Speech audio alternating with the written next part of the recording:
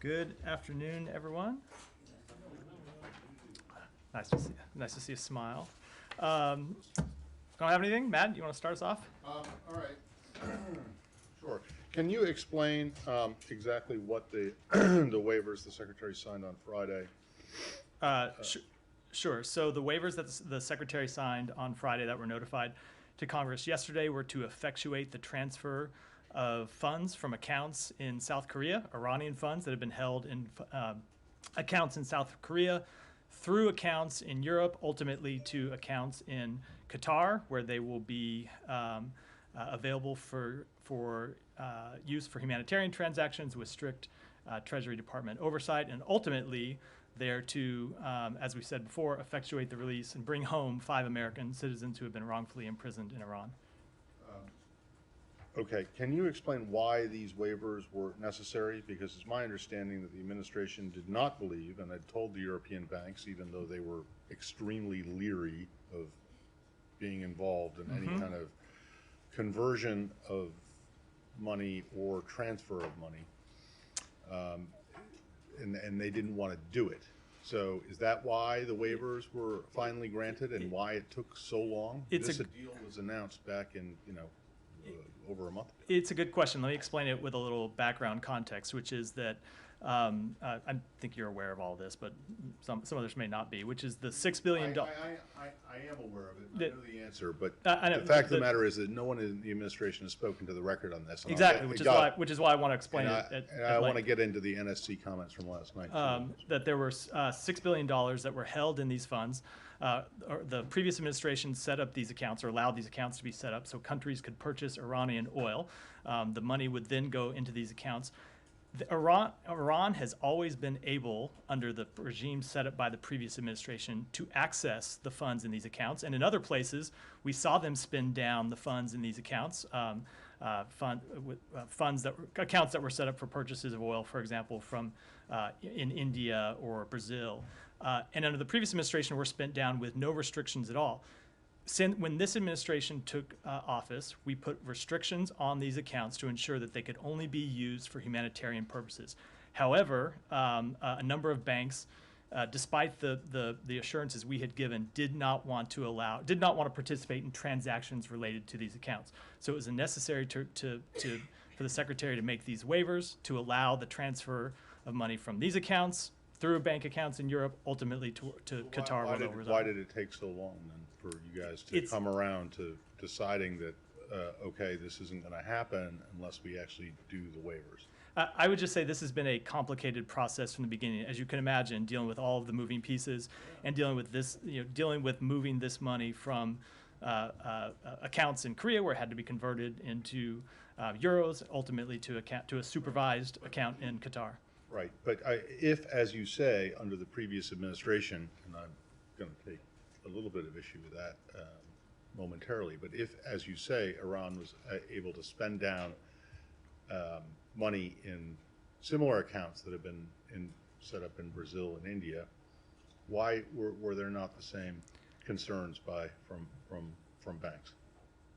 In the previous administration, so I'm not going to speak to why banks were willing to participate in the previous administration. We did make a change at the outset of this administration where we made clear that the funds in this account could only be used for humanitarian purposes. And are you suggesting that the previous administration allowed Iran to spend down money in these restricted accounts for nefarious purposes, or for purposes other than humanitarian assistance? I will say that we don't know what they were used for, because we can find no record of how these funds were spent down. Certainly not that they were required to be. What we can say is that they were not required to be spent only for humanitarian purposes, and we can't tell what they were used for. Okay. And once this money gets to the bank in Qatar, even though you say that it's restricted for use for humanitarian goods, items only, does that not allow, or does that not free up $6 billion from Iran's treasury, from its internal accounts, that they might otherwise have to spend on these same humanitarian items, and now they can spend it on, I don't know, arming the Houthis or supplying Assad with stuff, or even with, sending drones to Russia. No, and here's why. I think it's important to remember that our sanctions regimes, not with respect to Iran and with respect to to all of the countries where we impose sanctions, have always contained exceptions for food, for medicine, for other humanitarian purposes. That has always been the case. That was the case with these accounts. It was difficult to transfer these accounts for the reasons, the money from these accounts for the reasons that we just went into. But it has always been Iranian money in accounts that was available to them for humanitarian purposes, if they could be able to use it. But let me just say one other thing, which I do recognize that there are tough choices involved here, and the Secretary has been forthright about this. He's been upfront about this. The President has been upfront about this. There are always tough choices involved in bringing home American citizens. But the President and the Secretary have decided that their first priority is to bring these American citizens home, and that's why we agreed to this arrangement to do that. You're not suggesting that somehow these restrictions impact fungibility of these funds? No. I don't know what you say that again. So if I have $1 and I give it to you, and that means that you have another $1 that you have in your wallet you can use to spend on anything you want, and you don't have to worry about the dollar that I gave you, right? So where that analogy breaks down, no one has given Iran $1 here. These are Iran's funds. These are Iranian money. Well, you just said if I give you $1, I'm saying. Well, I mean, if I give you $1 out of an Iranian account that I have, stashed aside someplace, then they're able to spend $1 on something else other than humanitarian funds, correct? And the other thing that I would take issue with, and especially these White House talking points, which are just disingenuous to the extreme. I mean, they must be intended for people who did not follow the whole JCPOA negotiation. Is that the if you give, let me start again. There is no suggestion by anyone, even the critics, unless they're completely uninformed critics, that this is U.S. taxpayer money. And that is no one has said that I'm aware of. And if they have, then it's wrong. No one is saying that. So that is like a straw man argument that you guys knock down all the time, saying this isn't U.S. taxpayer money. It's not coming out of the account.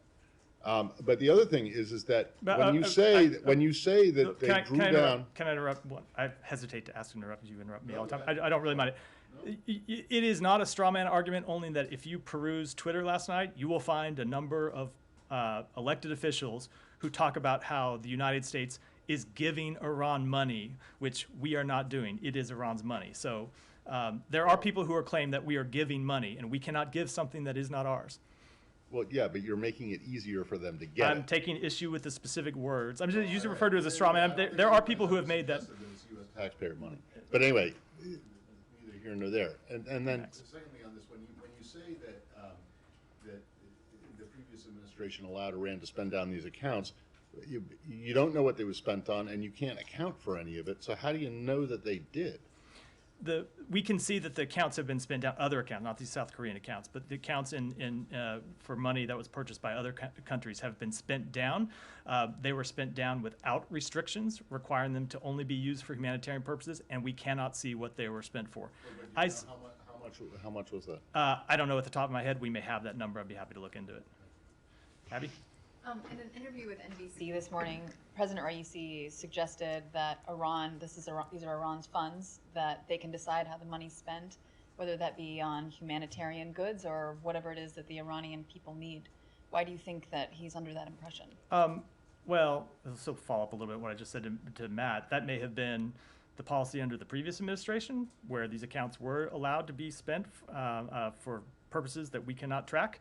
It is not the policy of this administration, and it is not the arrangement that will be in place here. I understand why the foreign minister may need to make those remarks, but the facts of this arrangement are when this money arrives in these accounts in Qatar, it will be held there under strict oversight by the United States Treasury Department, and the money can only be used for humanitarian purposes.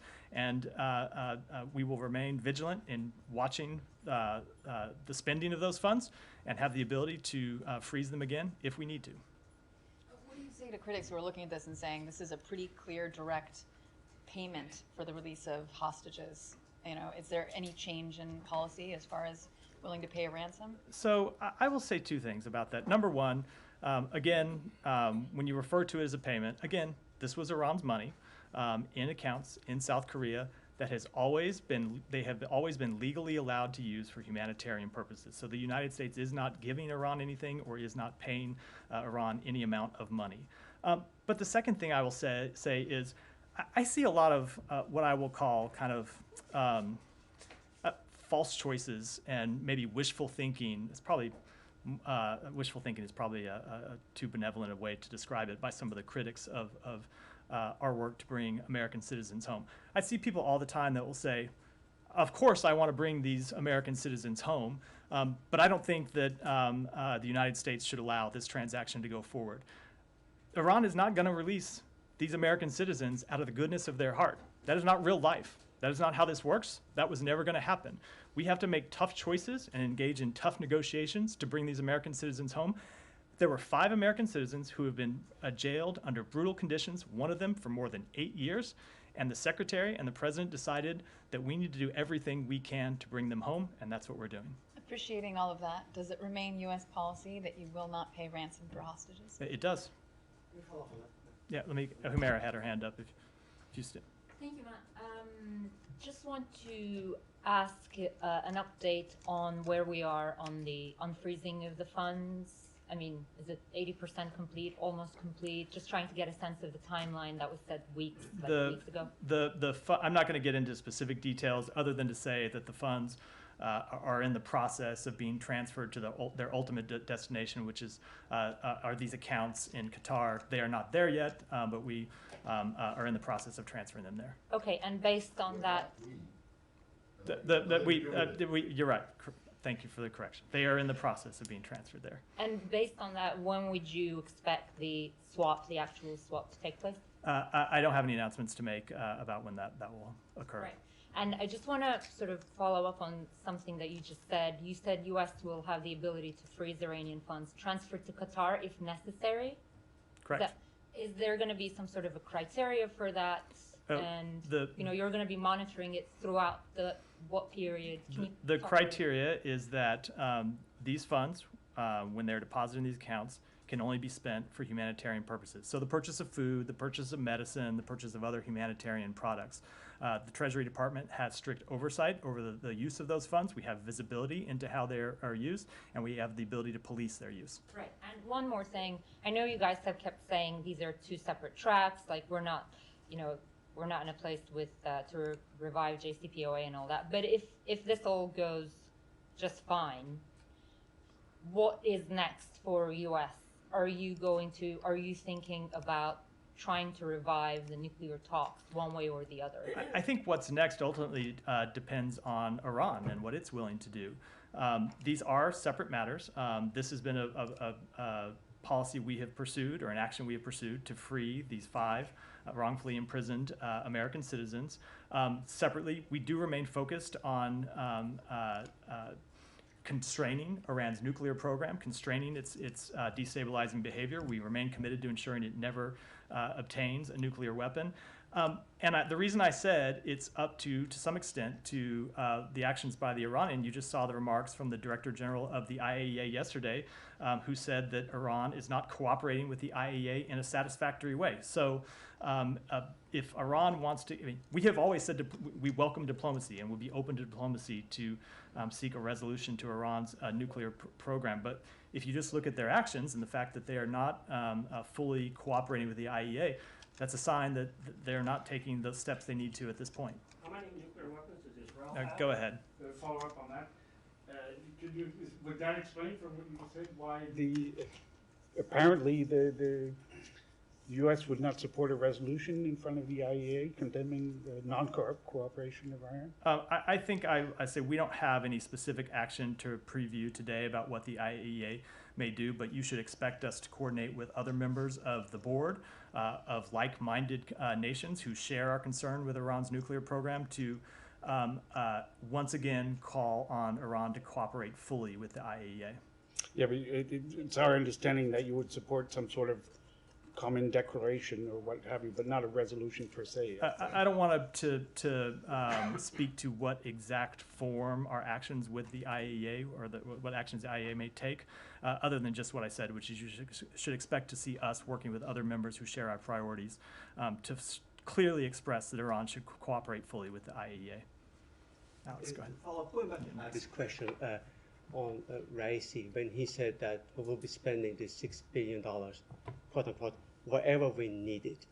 Did we understand it correctly that he was lying? Somebody's lying. I'm not going to characterize his remarks that way, other than to say what I said before, which is the funds that are in those accounts in Qatar can only be spent with strict oversight by the Treasury Department and only for humanitarian purposes. What if we find out that they did sponsor? We have been, talking about how Iran, being destructive in the region, how they have been sponsoring Russian war in Ukraine. If you find out that Iran has been continuing by using $6 billion that you said is not yours, but is Iranian people's money, not Iranian government's money, what are you going to do? I don't want to try to get into hypotheticals. I mean, again, I don't think you should take this action as anything other than the United States doing everything it can to bring home 5 wrongfully imprisoned Americans. We will continue to take all the steps that we have taken, that we continue to take to constrain Iran's destabilizing actions in the region. We have hundreds, if not thousands, of existing sanctions on the Iranian government and on various entities inside Iran. We will continue to impose sanctions when events warrant that. Bless you. But in this instance, we decided it was important to bring these American citizens home, and if we see Iran acting in ways that do not comply with the arrangements that are agreed to in this transaction, we will take actions to ensure that those funds cannot be spent for anything but humanitarian purposes. And my last question on this. Hold on. Yeah, of course. Just, One more, just Alex. to clarify, 5 Americans you mentioned. Can you assure us that you have done, since the agreement was announced, everything you could, not to, let's say, to extend, this number from 5 to 7? As you know, there are 2 American persons left behind, and there have been, back and forth negotiations going on. There was a meeting in this building. You tried everything, but you failed. Is that the case? I won't go where I was going to go. This was a deal to bring home these 5 American citizens, and we are proud of the actions we have taken, and we look forward to seeing their release. We look forward to seeing them reunited with their families, their loved ones. We again do note that there are others who are detained in Iran whose release we work to secure. That is an ongoing priority for the State Department. Abby, go ahead. I'll come to you next. One more on Iran. In advance of the anniversary of Mahsa Amini's death, President Raisi also issued a threat to protesters, warning that they would pay a big cost for sowing instability in the country. Does the State Department have any response? And given these discussions over the prisoner release, what are you doing right now to help protesters on the ground there? I will say those comments are particularly offensive coming when they do the week of the anniversary of the protests last year, the 1-year anniversary. And I will say that we will continue to support the Iranian people. At the height of the protests last year, when we were providing internet access to the Iranian people, when it had been shut down by the Iranian government, as many as 1 in 3 Iranians used U.S.-supported anti-censorship and digital security tools. We held accountable those responsible for Mahsa Amini's death, and we will continue to do so. And I would call on the Iranian government to respect the rights and wishes of its citizens and not stifle their voices. Go ahead. Coming back to the transfer of the money, can you say that all of the funds are out of the South Korean bank accounts and are in Qatar? Are they in process? Realistically, how long will it take for the money to get to this custodial bank account? They are not all in Qatar yet. I don't want to speak to where along the process they are, other than that they are in the process of being transferred, and I wouldn't want to put a timetable on it. I would say, just for your planning purposes, you should not expect to see any movement in terms of the American citizens being released this week.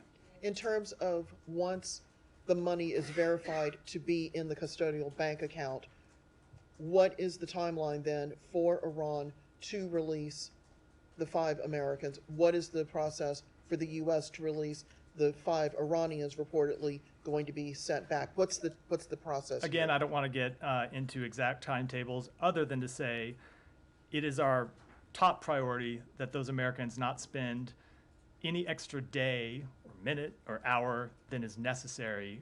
No time. It shouldn't have been in prison in the first places, but we want to get them as home as soon as possible. So as soon as we can effectuate their release, we will do so.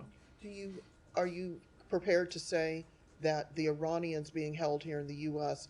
are not going to be put on a plane until the U.S. knows that its citizens are on a plane to Doha? I'm just not going to speak to the exact logistics of it at this point. And then my final question, how worried is the U.S. government about this deal, about this whole process falling apart?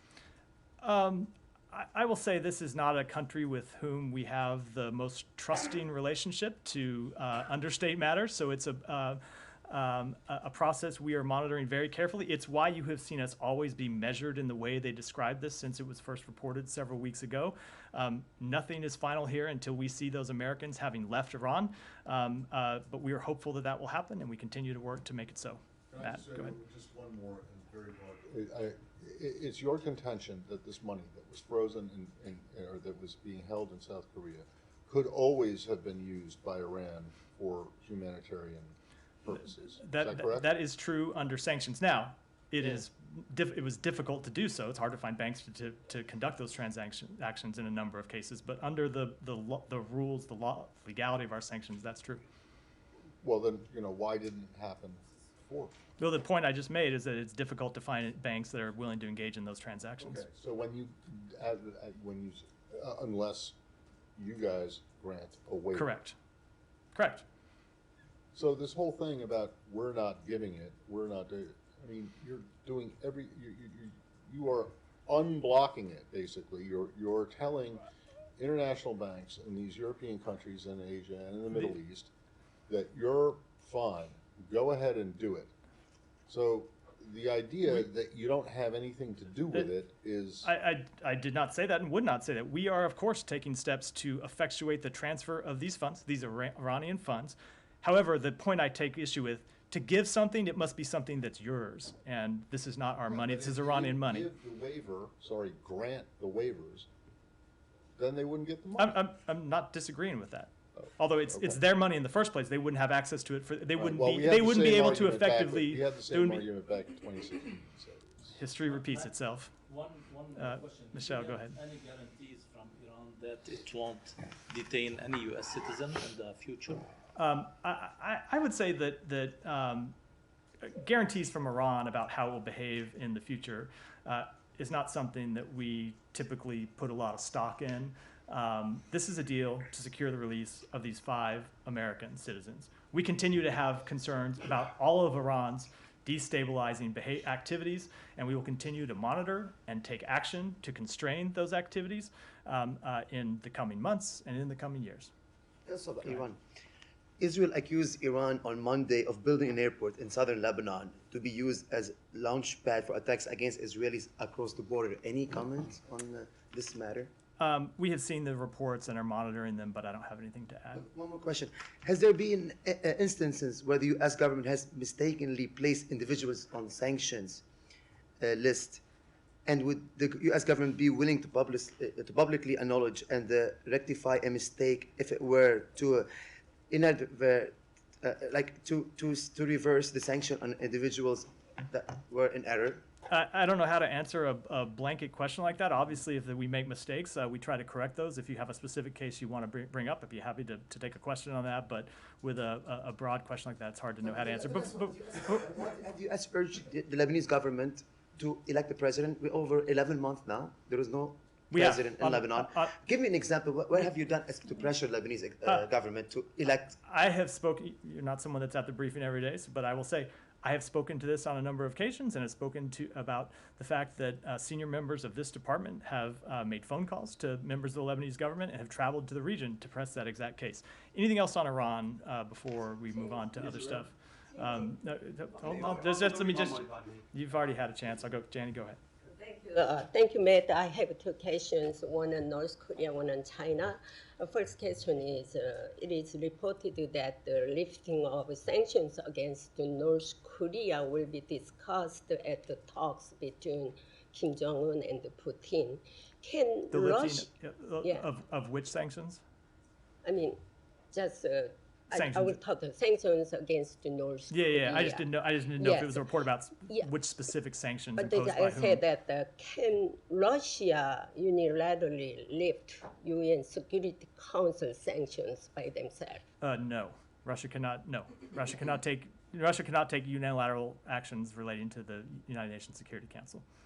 Second question, the Chinese government said it would not interfere with arms deals between North Korea and Russia. What can you say about China's neglect? I'm not going to speak to China's reaction other than to say we have been very clear about what our position is, which is that any transfer between of arms from North Korea to Russia would violate multiple United Nations Security Council resolutions. It would be a sign of the desperate state in which the Russian government finds itself a year and a half into this war that has been prosecuting unsuccessfully against Ukraine. And we will monitor what happens and will not hesitate to take action to hold those accountable if necessary. Thank you. Go ahead. Thank you, Matt.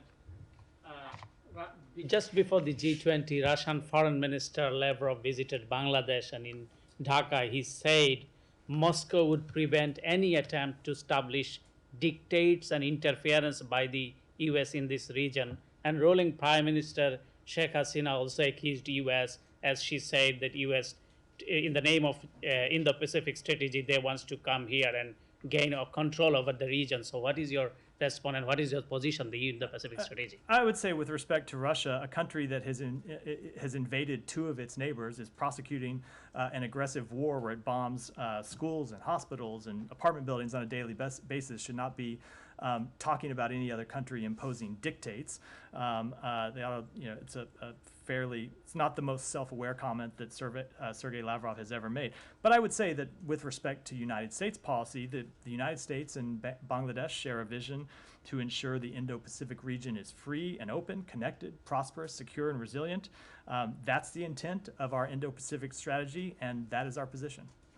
Can you please confirm in the G20 summit any meeting, sideline meeting between the Bangladesh Prime Minister and the President Biden, as Foreign Minister told the reporters that Biden and Prime Minister Hasina had a good conversation, though we did not see any readout or anything from the White House or from the State Department. I believe the White House did make public the meetings that the President had with other leaders. If I may, for press freedom, very quick. Bangladesh government control court sentenced 7 years, two senior journalists, a 90-year-old who used to work for the BBC, Shafiq Rahman and Mahmoud Rahman, including 3 American citizens and 1 journalist who is exiled in New York. Government ordered seized his property, journalist name Ilyas Hussain. So what is your comment? The government is harassing journalists and reporters and the senior editors. We believe, as we've said on a number of occasions, that journalists play an essential role in any democracy. Their work uncovers corruption, safeguards the public's right to know information that affects their lives. They need to be able to make the public aware of the issues that they face in their daily lives. They need to ensure accountability for elected officials, the way that you all show up and ensure accountability for what I say here every day. They must be able to do their jobs without fear of harassment, violence, or intimidation. And we are concerned with the government of Bangladesh's systematic and pervasive oppression of journalists and media personalities who attempt to hold the government accountable. Go ahead. Thank you, Matt. 2 questions on Syria. Are you working to repatriate an American family of 10 in northwest Syria? Then, if you give me an update, I'm sorry.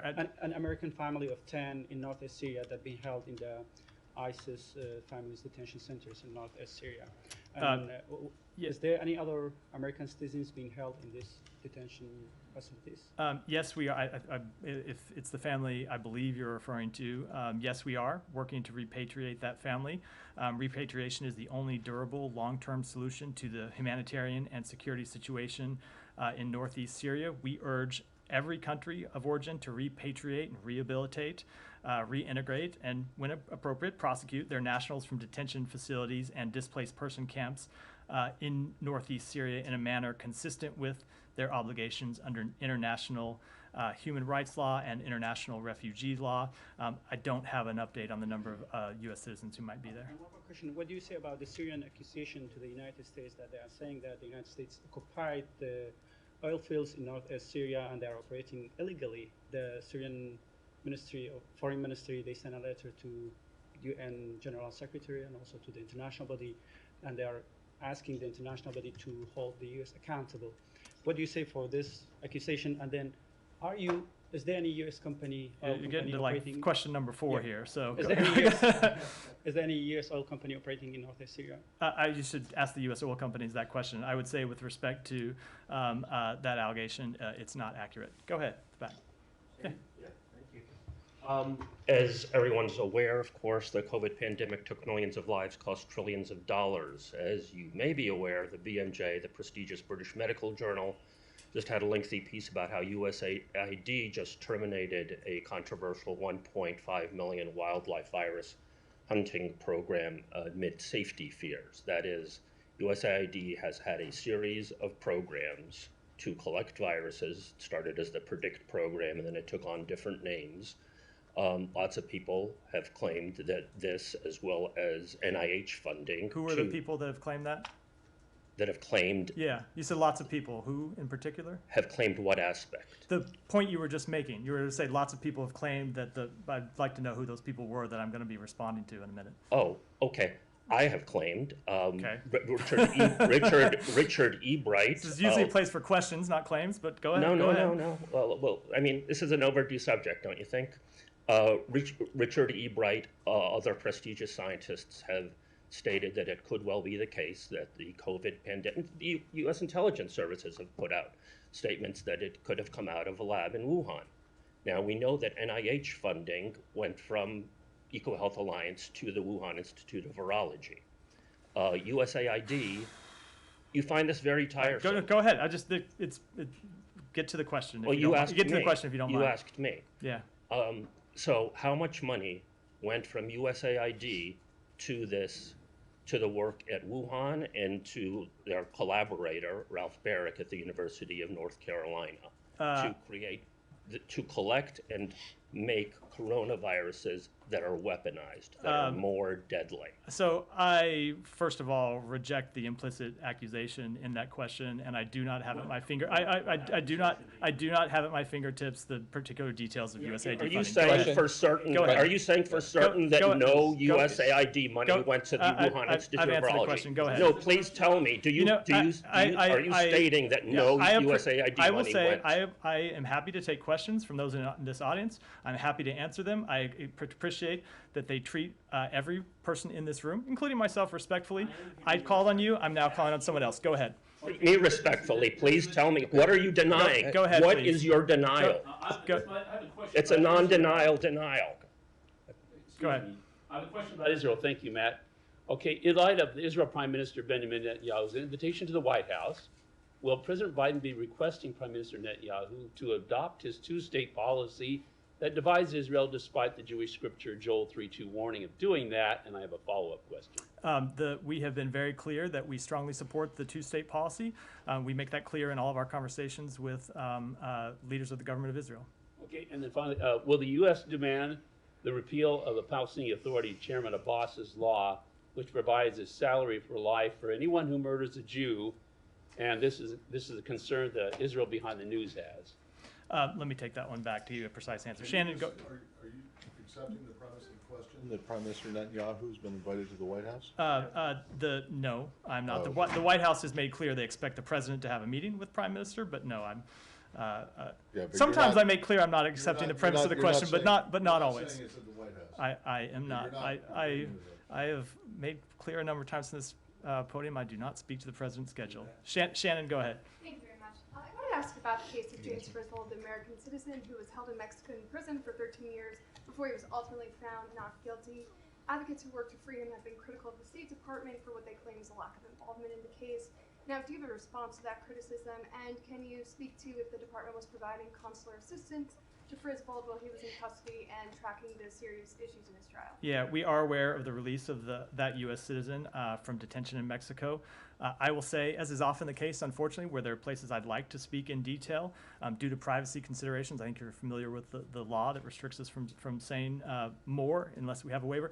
I'm not able to speak in detail to this case, but of course, anytime a U.S. citizen is detained abroad, consular officials seek to aid him or her with all appropriate assistance. One follow-up, if I can, just more broadly, can you speak to the department's view of these outside entities, like the Richardson Center, that practice unofficial diplomacy? Do you see their role in their involvement with detained Americans? Is it a helpful or a harmful role they play? I don't want to speak, I don't want to give a blanket statement because there are a number of organizations that do a number of different things. But it is our priority to secure the release of first of all, to ensure the safety and security of Americans overseas. And second of all, to secure their release when they're wrongfully detained. And we do work with a number of organizations in that capacity. Go ahead. Thank you. Sehun Kim, Global Strat View.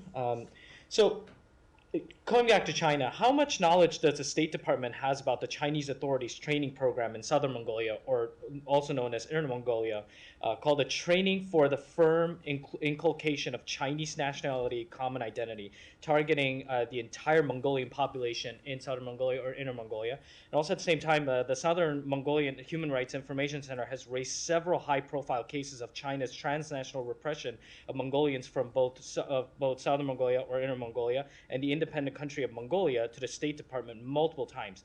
What actions have the State Department taken on the cases, including the case of Mr. Lamja Borjin and Mr. Mungbayar Chulundor? I'm not going to speak to specific cases other than to say that we always put human rights at the forefront of our foreign policy. We always raise human rights issues with other countries, and we'll continue to do so. Alex, go ahead. Moving to Ukraine, if I may. Yeah, go ahead. German foreign minister was visiting Ukraine, as you know. She appealed to international partners to boost Ukraine's air defense. I know that she is planning to visit Washington. There are multiple reports about that. Is the secretary open to that conversation? To boost Ukraine's air defense system? I will say that boosting Ukraine's air defense has been something that the Secretary, as well as Secretary Austin and the National Security Advisor and the President himself, have worked on since even before the beginning of this war, working to provide air defense systems to Ukraine. We've transferred a number of U.S. air defense systems to Ukraine in this last set of military assistance that the Secretary announced when he was in Ukraine. It included components of air defense systems that we've previously provided, and we have worked with other countries for them to provide air defense systems. So we will continue to do that. I'm sure it's a matter that he will speak with his German counterpart later this week. Thank you. I have another one more, and then we'll go and finish up. My final question, I promise, it's a different topic. Azerbaijan and Armenia. Putin today made multiple statements about the conflict. He is into a blame game, blaming Pashinyan over everything is going on right now in the region. The conventional wisdom that he is trying to use the conflict to topple Armenia's democratically elected president. As you know, there have been some reports about Wagner mercenaries being sent to Armenia to engage in that kind of activity. Do you have any concern about that? I will just say that we continue to work. I'm not going to respond to that comment. I'll just say that we continue to work to resolve the situation between Armenia and Azerbaijan. As I spoke to yesterday, the Secretary has been personally involved in this with multiple conversations just in the past week. We did note, I will say that you brought up the topic that in the last 24 hours, one shipment of humanitarian supplies passed through the Agdam route into Nagorno-Karabakh, and so we will reiterate our call on the specific question about the importance of opening both corridors into the country, and as a short-term matter and as a more long-term matter, the two countries coming to an ultimate agreement. Go ahead, and then we'll wrap up. Can you just give us an update on the conversations with Morocco about potential U.S. assistance in the earthquake recovery? The conversations are ongoing. We're in close counterparts. Close conversations with our counterparts. USAID has been in conversation with them about what assistance that we can provide. We have yet to receive an official request, but we're standing ready to provide all the assistance we can when we get that request. Okay. Thanks, everyone. Thanks.